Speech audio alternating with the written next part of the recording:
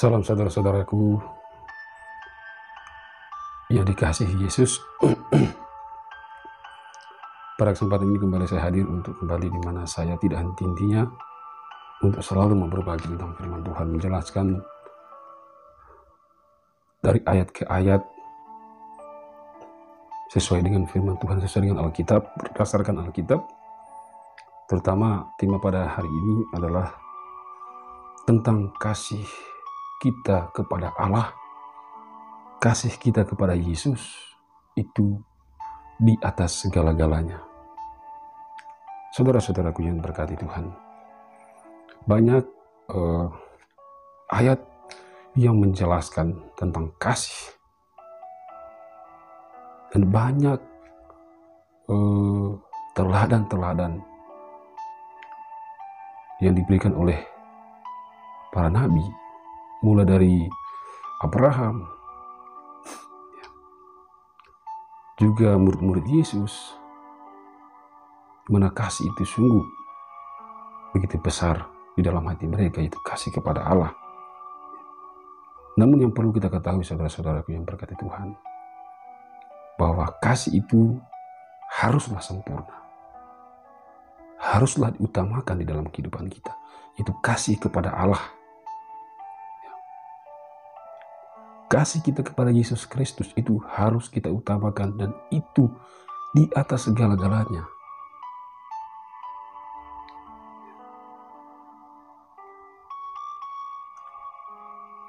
Jangan kita mengasihi dunia ini, lalu kita tidak mengasihi Allah. Tetapi orang-orang yang benar-benar percaya kepada Yesus Kristus, orang-orang yang sudah dimateraikan oleh Roh Kudus, tentu sungguh-sungguh mengasihi Allah di atas segala-galanya. Saudara-saudaraku, yang pertama itu kita buka di dalam Yohanes pasal 21 ayat 17 sampai ayatnya yang ke-22. Di sini berbicara tentang bagaimana Tuhan mempertanyakan kepada muridnya, terutama adalah Simon Petrus, di mana ia bertanya sampai ketiga kalinya.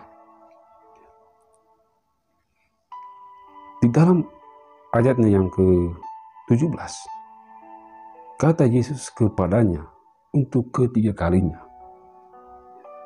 "Simon, anak Yohanes, apakah engkau mengasihi aku?" Maka sedih hati Petrus karena Yesus berkata untuk ketiga kalinya, "Apakah engkau mengasihi aku?" Dan ia berkata kepadanya, "Tuhan, engkau tahu segala sesuatu. Engkau tahu bahwa aku mengasihi engkau." Kata Yesus kepadanya, "Gembalakanlah domba-dombaku." Kemudian dalam ayat yang ke-18, "Aku berkata kepadamu, sesungguhnya ketika engkau masih muda, engkau mengikat pinggangmu sendiri, dan engkau berjalan kemana saja engkau kehendaki.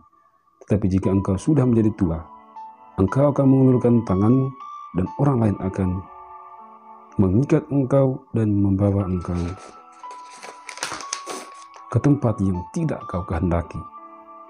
Terus ayatnya yang ke-19, "Dan hal ini dikatakannya untuk menyatakan bagaimana Petrus akan mati dan memuliakan Allah.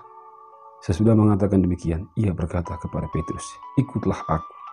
Kemudian ayat yang ke-20, ketika Petrus berpaling, ia melihat bahwa muridnya yang dikasihi Yesus sedang mengikuti mereka, yaitu murid yang pada waktu mereka sedang makan bersama duduk dekat Yesus, dan yang berkata, "Tuhan, siapakah dia yang akan menyerahkan engkau?" Pasalnya yang 21, ketika Petrus melihat murid itu, ia berkata kepada Yesus, "Tuhan, apakah yang akan terjadi dengan dia ini?" Dan pasalnya ayatnya yang ke-22, jawab Yesus, "Jikalau aku menghendaki supaya ia tinggal hidup sampai aku datang, itu bukan urusanmu, tapi engkau ikutlah aku." Nah, saudara-saudaraku yang dikasihi Tuhan, di dalam dari ayatnya yang ke-17 sampai ke-22, di mana Tuhan menjelaskan kepada murid-murid Yesus, ya, artinya menjelaskan kepada mereka apakah mereka mengasihi saudaranya, teman-temannya lebih daripadanya. Sebenarnya dalam peristiwa itu Yesus mau menjelaskan kepada mereka. Tetapi Petrus berkata di dalam ayat yang ke-21 ketika melihat di dalam pasal yang ke-17, engkau tahu segala sesuatu, bahwa aku mengasihi engkau Tuhan. Tetapi saudara-saudaraku yang diberkati Tuhan, sekalipun Petrus, sekalipun kita mengasihi Allah, ya, sekalipun kita mengasihi Allah, tetapi yang terjadi pada Petrus pada waktu itu, ya Tuhan berkata, sebelum ayam berkokok yang ketiga kali, engkau sudah menyangkal aku. Artinya saudara-saudaraku yang berkati Tuhan, artinya jangan kita mengasihi Allah, ya, pura-pura munafik, atau hanya dengan sekedar kata tapi tidak dibuktikan di dalam tindakan kita. Artinya kita harus mengutamakan kasih kita kepada Allah di atas segala-galanya daripada kasih kita kepada yang lain, keluarga, orang tua, sesama kita. Tetapi bukan berarti ketika kita selalu mengutamakan Tuhan dalam hidup kita, kita mengasihi Allah di atas segala-galanya, sehingga kita tidak peduli dengan keluarga kita, tidak peduli dengan saudara kita, teman kerabat kita. Seringkali dalam kehidupan kita, saudara, kita salah memahami bagaimana kasih yang sebenarnya kepada Allah. Banyak yang terjadi dalam kehidupan kita. Contohnya adalah banyak orang-orang, saudara, teman-teman sekalian, ketika mereka sedang mengerjakan sesuatu, ya, baik di organisasi, di kelompok, di persekutuan, dalam pelayanan, apapun, atau pekerjaan rumah tangga, kemudian ada teman atau saudara yang mengajak kita untuk kita datang melayani Tuhan bersama-sama untuk mewartakan firman Tuhan, untuk ikut persekutuan, atau ada ibadah-ibadah syukuran, atau melayani gereja. Ya. Kemudian apa yang menjadi tugas kita yang sedang kita kerjakan, yang sedang mereka kerjakan, baik itu di rumah atau pekerjaan, mereka lepaskan. Karena mereka berpikir bahwa mereka mengutamakan Tuhan daripada pekerjaan-pekerjaan mereka. Memang betul, saudara, bahwa segala sesuatu kasih kita kepada Allah itu yang diutamakan. Tetapi ketika kita mengasihi Allah, bukti nyata, ya, bukti nyata yang pertama adalah saudara, keluarga, teman yang merasakan kasih itu kepada mereka. Yang pertama merasakan kasih itu supaya meyakinkan mereka, keluarga, teman kita, saudara kita, bahwa kita benar-benar sungguh mengasihi Allah. Sebab mereka juga merasakan kasih yang kita berikan kepada mereka. Jangan kita mentang-mentang kita jadi pelayan Tuhan. Jadi segala sesuatu tentang hal-hal duniawi, tugas pekerjaan kita lepaskan hanya untuk melayani Tuhan. Saudara-saudaraku yang terberkati oleh Tuhan Yesus. Jadi mengasihi Allah memang betul diutamakan dan di atas segala-galanya. Tetapi kasih Allah itu harus dirasakan oleh keluarga, istri, anak, saudara kita, atau orang-orang di sekitar kita. Ketika mereka merasakan kasih itu, ya, karena tindakan, perbuatan kita, sikap kita, dan mereka merasakan bahwa sungguh kita mengasihi Allah. Sebab mereka merasakan atau dampak daripada kasih kita kepada Allah, mereka rasakan dan mereka nikmati di dalam hati mereka. Memberikan sukacita dan damai tersendiri di dalam hidup mereka. Tetapi saudaraku yang berkati Tuhan, ketika kita mengutamakan Tuhan dalam kehidupan kita, ya, bahwa kasih kita kepada Allah di atas segala-galanya. Kemudian yang lain kita tidak peduli dengan keluarga kita. Kita tidak peduli dengan saudara kita, teman kita. Saudara-saudaraku yang diberkati, itu bukanlah kasih yang benar.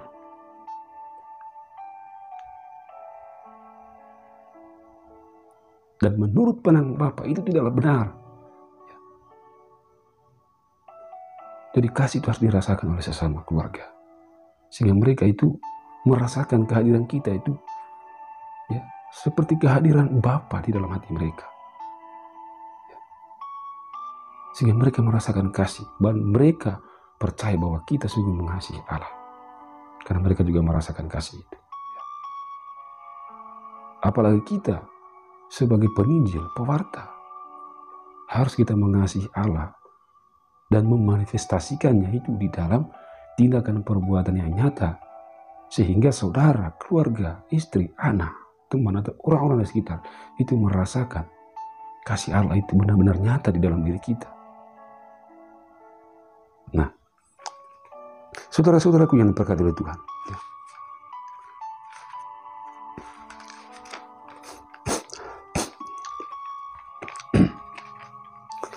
dan kasih itu hadir di dalam hati kita itu karena oleh karena karunia Roh Kudus, artinya karena anugerah dari Allah yang diberikan kepada kita, ya, sehingga kasih itu murah hati, lemah lembut. Kasih itu penuh pengampunan.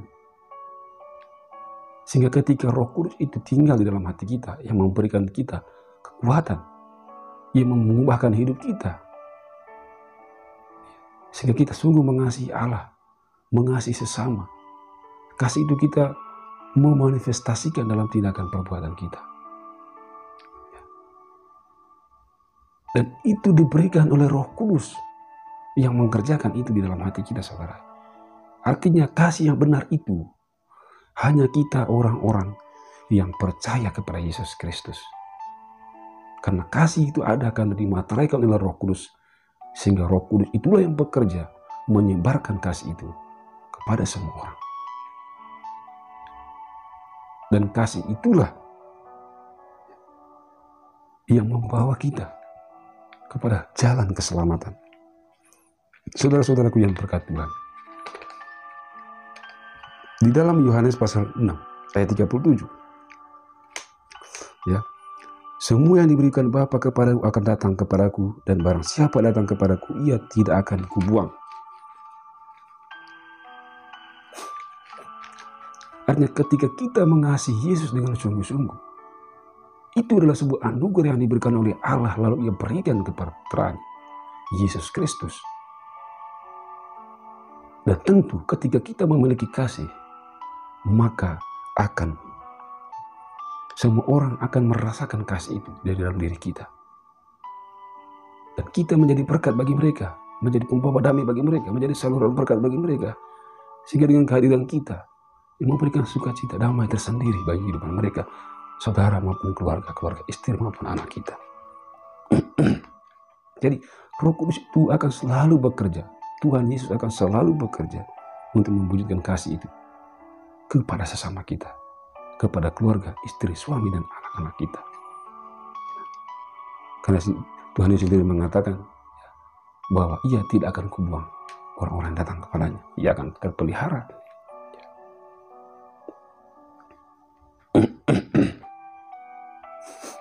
Nah, di dalam 1 Korintus pasal 3 ayatnya yang kelima, jadi apakah Apolos, apakah Paulus, pelayan Tuhan yang olehnya kamu menjadi percaya masing-masing menurut jalan yang diberikan Tuhan kepadanya.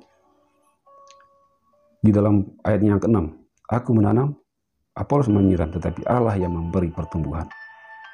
Karena itu yang penting bukanlah yang menanam atau yang menyiram, melainkan Allah yang memberi pertumbuhan. Saudara-saudaraku dalam Tuhan Yesus, artinya jangan kita mengagung-agungkan, memposisikan para penginjil, para gembala, para pewarta Injil. Kita sanjung-sanjung, kita hormati, kita memposisikan dia yang terutama, dia yang terbaik, dia yang sempurna. Karena Paulus mengatakan, Jadi yang terpenting adalah Allah yang memberikan pertumbuhan, Apolos yang menanam. Ya. Jadi yang menanam dan yang menyiram itu tidak penting, tetapi yang penting adalah Allah yang memberikan pertumbuhan. Ini Allah yang memelihara kita, Allah yang memelihara dalam hidup kita, saudara. Dia yang merawat, menuntun, memimpin kita kepada jalan kebenaran. Jangan mengatakan, misalnya hamba Tuhan ini khotbahnya terlalu ini terlalu itu, terus hamba Tuhan yang satu, khotbahnya bagus, menyenangkan dan bisa dipahami, bisa dimengerti. Saudara-saudaraku yang berkati Tuhan, jangan beda-bedakan. Semua penginjil yang mewartakan kebenaran, yang menyampaikan firman Tuhan, semuanya itu adalah hamba-hamba Tuhan, orang-orang yang dipilih Allah, termasuk saya dan saudara, untuk mewartakan Injil. Tetapi bukan kami yang membuka hati saudara, bukan kami yang mempertobatkan saudara. Itulah mengapa bahwa yang menyiram dan yang menanam itu tidak penting. Yang penting adalah Ia atau Allah yang memberikan pertumbuhan, Allah yang merawat. Jadi yang membuat saudara bertobat, yang membuat saudara kembali kepada jalannya, itu adalah Allah itu sendiri yang menarik saudara kepadanya. Dia yang membuka hatimu, sehingga saudara bertobat dan kembali kepada jalan kebenaran.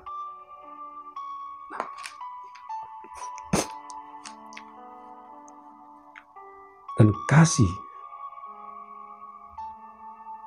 kita kepada Allah, kasih kita kepada Yesus Kristus, saudara, sekali lagi saya katakan, itu harus di atas segala-galanya. Mari kita perhatikan dalam Roma pasal 5 ayat 5. Ayatnya yang kelima. Dan pengharapan tidak mengecewakan, karena kasih Allah telah dicurahkan di dalam hati kita oleh Roh Kudus yang telah dikaruniakan kepada kita menurut dalam ayatnya yang kelima. Roma pasal 5 ayat 5 dan 5 ayatnya yang kelima. Dan pengharapan tidak mengecewakan, karena kasih Allah telah dicurahkan di dalam hati kita oleh Roh Kudus yang telah dikaruniakan kepada kita. Artinya Roh Kuduslah yang dimateraikan kepada kita, yang dikaruniakan oleh Allah, kasih itu yang bekerja. Jadi kasih kita kepada Allah itu harus di atas segala-galanya.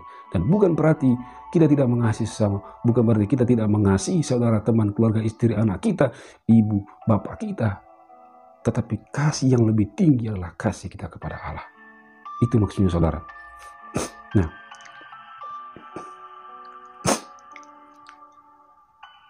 di dalam kehidupan ini saudara, banyak saudara atau orang-orang yang sering melakukan pembagian, sedekah, berbagi dengan harta mereka, dengan barang-barang berharga mereka bagikan kepada teman saudara sebagai cara kepedulian mereka kepada orang lain dan kepada sesama, pencitraan. Tapi kembali lagi saudara-saudaraku, sekalipun kita berbagi, kita bersedekah, kita memberikan sumbangan, semua yang ada semua milik kita, misalnya kita berikan, bahkan nyawa kita sendiri pun kita pertaruhkan, berkorban, artinya kita mengorbankan diri kita, misalnya hanya untuk kepentingan orang lain, tetapi tidak punya dasar kasih, tidak mempunyai kasih, itu semua sia-sia dan tidak benar, saudara. Menurut pandangan kita orang-orang Kristen, itu kasih yang berpura-pura dan munafik, pencitraan, mencari kehormatan. Kasih itu hanya dimiliki oleh orang-orang yang percaya kepada Allah, percaya kepada Yesus Kristus. Sekalipun mereka berikan semua mobil, rumah, harta, benda mereka berikan kepada orang lain, mereka berikan sumbangan yang begitu banyak. Tetapi kita orang yang percaya kepada Yesus tidak bisa dan tidak mampu memberikan seperti mereka. Saudara-saudaraku yang berkati Tuhan, kita memberi dengan segala yang kita miliki. Dan oleh karena kasih itu, pandangan Bapa itu sangat berharga. Memang pandangan manusia itu tidak berarti, saudara. Tapi saudara harus perlu menyadari bahwa jalan Tuhan itu jauh lebih tinggi daripada jalan manusia. Rancangannya itu jauh lebih tinggi daripada rancangan kita. Jadi pandangan Allah ya dengan pandangan kita itu jauh berbeda. Jadi kasih yang benar itu adalah kita orang yang percaya kepada Yesus Kristus ya. Karena kita telah dikaruniakan Roh Kudus sehingga kita memiliki kasih. Dan bagaimana kita menerima Roh Kudus? Karena kita percaya kepada Yesus. Sehingga ketika kita berbagi, kita memberikan sepenuhnya semua milik kita karena kita memiliki kasih. Ya. Nah, seperti yang dikatakan di dalam 1 Korintus pasal 13 ayat yang ketiga. Dan sekalipun aku membagi-bagikan segala sesuatu yang ada padaku, bahkan menyerahkan tubuhku untuk dibakar, tetapi jika aku tidak mempunyai kasih, sedikit pun tidak ada faedahnya bagiku. Sekalipun kita menyerahkan diri kita untuk dibakar, berkorban. Bahkan ada yang membunuh diri, pakai bom bunuh diri. Demi keyakinannya kepada Tuhan. Tetapi ketika dia tidak percaya kepada Yesus, tidak mempunyai kasih. Dan itu tidak ada faedah. Saudara, sekalipun ia berikan hidupnya, orang-orang tidak percaya kepada Yesus, sia-sialah melakukan segala sesuatu kebaikan. Karena tidak mempunyai kasih. Tidak ada faedahnya. Menurut pandangan Allah, itu tidak benar. Tetapi kita yang percaya kepada Yesus Kristus sangat beruntung dan sangat bersyukur, saudara. Seberapapun kita berikan, membantu saudara teman kita, ya, menolong teman-teman kita, memberikan bantuan kepada saudara-saudara teman kita. Walaupun itu tidak seberapa, tapi kita memberinya dengan penuh kasih, saudara. Dan itu pandangan yang benar menurut Bapa Allah yang di surga. Nah, kembali lagi saudara-saudaraku yang terkasih dalam Tuhan Yesus. Kita kembali lagi dalam Yohanes yang 21 ayat yang ke-21.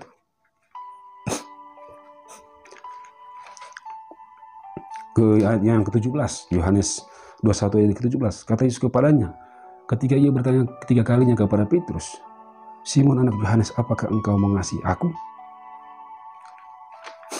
Nah, karena Yesus ingin bahwa Petrus dan semua muridnya itu mengasihi Allah di atas segala-galanya, bukan mengasihi saudara temannya. Itulah mengapa Yesus bertanya berulang kali, bahkan ketiga kalinya kepada Petrus, apakah engkau mengasihi aku? Jadi Yesus mau menerangkan, memberikan suatu pemahaman pengertian kepada Petrus dan semua muridnya, bahwa kasihilah Allah Tuhan di atas segala-galanya. Jadi kasih itu saudara, kasih kita kepada orang tua, kepada saudara, keluarga. Ya, betul, kita mengasihi mereka. Kita mengasihi saudara kita, istri kita, suami kita, anak-anak kita, keluarga kita, teman sahabat kita. Tetapi jangan melebihi kasih kita kepada mereka melebihi kasih Allah. Tetap yang di atas segala-galanya adalah kasih kepada Allah. Dalam Matius pasal 10 ayat 37 saudara. Ini pernyataan yang sangat keras bagi kita, orang-orang yang percaya kepada Yesus Kristus. Di dalam Matius pasal 10 ayat 37. Ayatnya yang ke-37. Barang siapa mengasihi bapa atau ibunya lebih daripadaku, ia tidak layak bagiku. Dan barang siapa mengasihi anaknya laki-laki atau perempuan lebih daripadaku, ia tidak layak bagiku. Jadi ketika kita mau menjadi pengikut Kristus, menjadi murid Yesus, kita harus mengasihi Allah di atas segala-galanya. Bukan berarti kita tidak mengasihi mereka, orang tua, saudara. Tetapi di sini dikatakan saudara, mengasihi orang tua, keluarga kita, jangan melebihi kasih kita kepada Allah. Tapi utamakan kasih kita kepada Allah itu di atas segala-galanya. termasuk orang tua, istri, anak, suami, keluarga kita, saudara-saudara kita, harta-harta kita.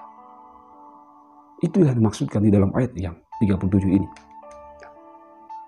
Dan ketika kita mengasihi saudara, teman, orang tua, anak, istri, suami, dan kita tidak mengasihi Allah, dia katakan di sini, ia tidak layak bagiku. Tapi tidak demikian orang-orang percaya kepada Yesus Kristus. Ya, kita orang-orang percaya, karena kasih itu ada, maka kasih itu ditamakan. Dan di atas segala-galanya, kasih itu kepada Allah. Di dalam Lukas pasal 14, ayatnya yang ke-26, jikalau seorang datang kepadaku dan ia tidak membenci bapaknya atau ibunya, ini lebih keras lagi, saudara. Ya. Ini pernyataan yang lebih keras lagi daripada tadi Matius pasal 10 ayat yang ke-37. Di dalam Lukas pasal 14, ayatnya yang ke-26, dikatakan demikian, saudara. Jikalau seorang datang kepadaku dan ia tidak membenci bapaknya, ya, Tuhan itu suruh membenci, ya, ibunya, istrinya, anak-anaknya, saudara-saudaranya laki-laki atau perempuan, bahkan nyawanya sendiri, tidak dapat menjadi murid. Artinya ini kita berbicara tentang bagaimana ketika kita mengikuti Tuhan, maka di dalam kehidupan kita tentu akan selalu bertentangan. Baik di dalam keluarga, pekerjaan. Mungkin ada saudara-saudara kita yang belum mengenal Allah, bahkan orang tua atau saudara kita, anak-anak kita. Sehingga pemahaman kita itu berbeda tentunya. Kita yang mengerti dan memahami kebenaran, sedangkan mereka tidak mengerti dan memahami kitab suci. Dan tentu ini akan menjadi pertentangan di dalam keluarga kita. Jadi tidak salah ketika kita selalu ada masalah, selalu bertentangan, bertolakan, berbeda pendapat, pandangan. Dan itu akan selalu terjadi. Tapi itulah kita yang mengenal firman Tuhan harus menjadi berkat bagi mereka. Dan sekalipun kita menyampaikan kebenaran ini kepada mereka, mereka menolaknya, tidak menerimanya. Jadi tinggalkan mereka. Itu yang dikatakan kita harus membenci, artinya harus meninggalkan mereka. Menjauhkan mereka. Bukan berarti tidak peduli dengan mereka, tapi kita utamakan kasih kita ini kepada Allah dibandingkan mereka, saudara. Itu maksudnya. Artinya kita menghindar dari setiap perdebatan. Karena pandangan mereka itu pasti berbeda dengan kita yang memahami dan mengerti kebenaran. Dan salah satu cara orang bijak, ya, kita harus menghindar. Dan bukan berarti kita tidak perlu dengan mereka. Kita harus tetap utamakan Tuhan, kasih kita di atas segala-galanya kepada Allah. Artinya kita harus tetap mengerjakan pekerjaan kita, yaitu mewartakan Injil. Saudara-saudaraku yang berkati oleh Tuhan. Ya. Jadi kembali lagi bahwa ketika kita melakukan segala sesuatu, menunjukkan sikap kita kepada semua orang, baik dengan perbuatan baik kita, tutur kata kita, sikap kita, kita selalu berlomba-lomba untuk melakukan hal-hal yang baik, berbagi dengan sesama keluarga saudara kita, dan kita orang-orang yang percaya kepada Yesus.